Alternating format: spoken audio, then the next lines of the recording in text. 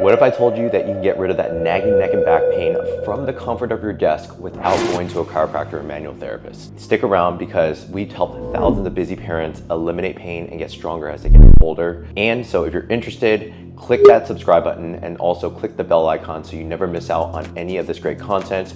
We upload videos weekly, Mondays at 5 p.m. So I'm gonna show you 3 different exercises that you can do right at your desk. So I'm right now in my office and I'm gonna share 3 exercises in just a minute.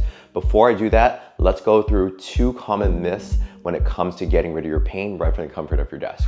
The very first one is that you need manual therapy in order to release tight tissues. Sometimes you feel very gummed up or tight at your desk, so we're oftentimes needing to go get some manual therapy or some acupuncture. Don't get me wrong, there is a time and place in order for you to get manual therapy, but when you're a busy parent like myself and it's very hard for you to drive to an office and to get manual therapy, all you really need to do is learn how to warm up tissues, how to get your spine moving in the right places. So again, we're gonna dive into those exercises in just a minute, but let's go through myth number 2. Myth number 2 is that you need to do stretches in order to get rid of pain. I've always said it to a lot of my in-person and online clients is that tissues don't need to be stretched, they need to be loaded. When you load them up in an isometric fashion, when you're neurogenically getting muscles to fire, it provides better stability and also provides more warmth to the tissues. So you get much more bang out of your buck doing strength exercises versus stretching exercises at your desk. So these exercises, although they feel good in the moment, doing 30 to 60 seconds upper trap and levator scap stretches, you oftentimes will need a dumbbell in order for you to get lasting relief while also getting stronger at your desk. So now let's dive into our 3 exercises now. So the very first exercise is a dumbbell overhead press. If you don't have dumbbells, definitely you can get some either at Target, Amazon, or I can link some in the description. But I always carry a dumbbell at my office. Just as much as people have houseplants on their desk, is that I always have a dumbbell nearby, and I find that to be very effective in order for me to do consistent dumbbell exercises at the desk. So the very first thing is an overhead press. And so what you're gonna do is you're going to have one arm out and you're gonna have one dumbbell in this 90-degree position where you have 90 degrees at the elbow as well as 90 degrees at the shoulder. What we're gonna do here is simply bring the elbow slightly forward, straighten up our body, and we're going to press overhead, trying to get that bicep to touch our ear. The reason why we want to get our bicep to touch the ear and not just kind of do like partial range of motion is because we want to emphasize getting the upper trap to fire as well as some of our upward rotators. These are very important muscles in order to load up the neck and to also get our scapula kind of rotating away from the spine.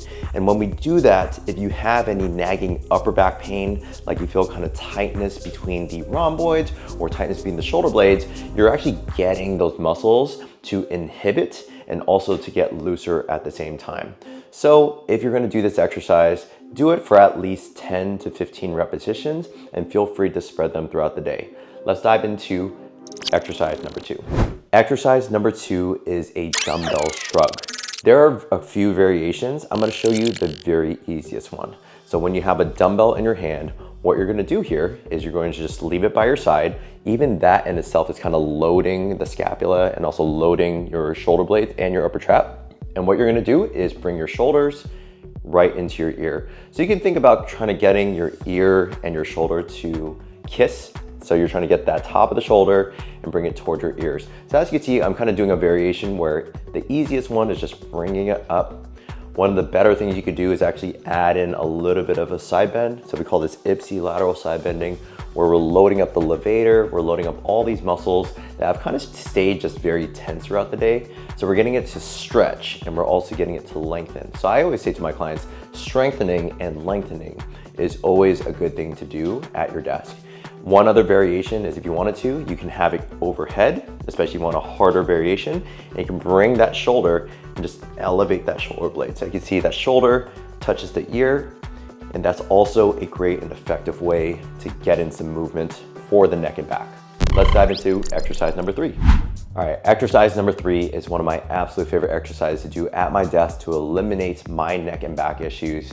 But if you're finding value from the additional 2 exercises we just did, please feel free to subscribe and also click that bell icon because we do host weekly videos Mondays at 5 p.m. And if you do subscribe, that will allow not just you to get value, but also other people that are potentially looking for this type of content as well. All right, so exercise number 3 is a dumbbell windmill. So what we're gonna do here is we're going to assume a position where the weight's gonna be overhead again.